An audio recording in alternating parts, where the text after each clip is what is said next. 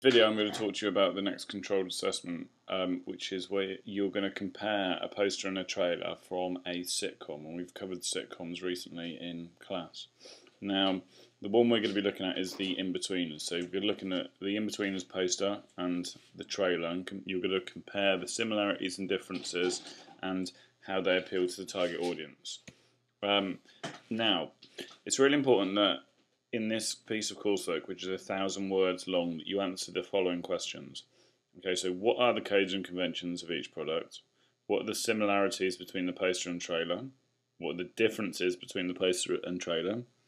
How does each method, as in the trailer and poster, appeal to the audience? How does each method represent the main characters? And which method is better and why, in your opinion? So, the way in which you respond to this, it can include a number of different ways in which you can respond. So what we're going to do is I'm going to talk to you and show you a writing framework about how you go about doing this.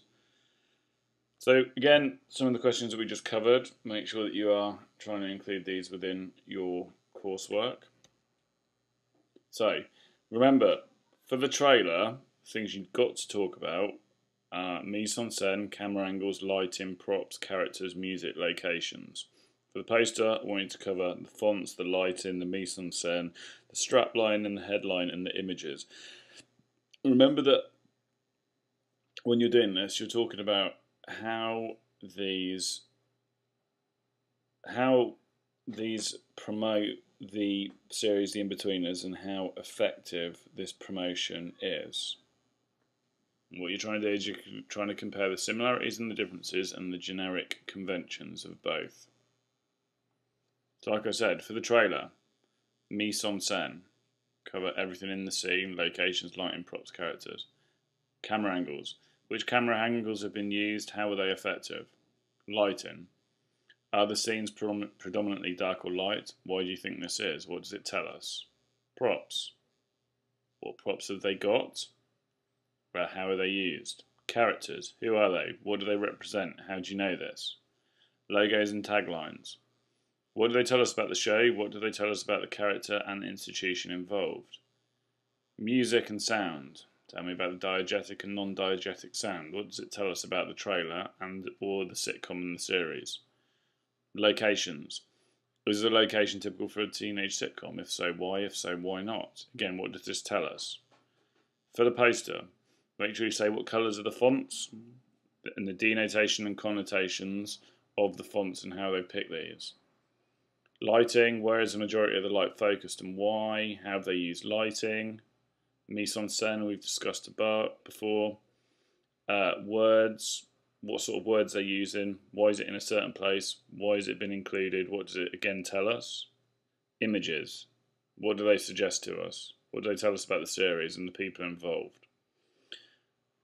And remember, you're going to compare the similarities and differences between the posters and the trailer, and you're going to tell me about the representations found within the trailer. So what I want you to do is, for the In-Betweeners posters, you're going to give me something that looks similar to this.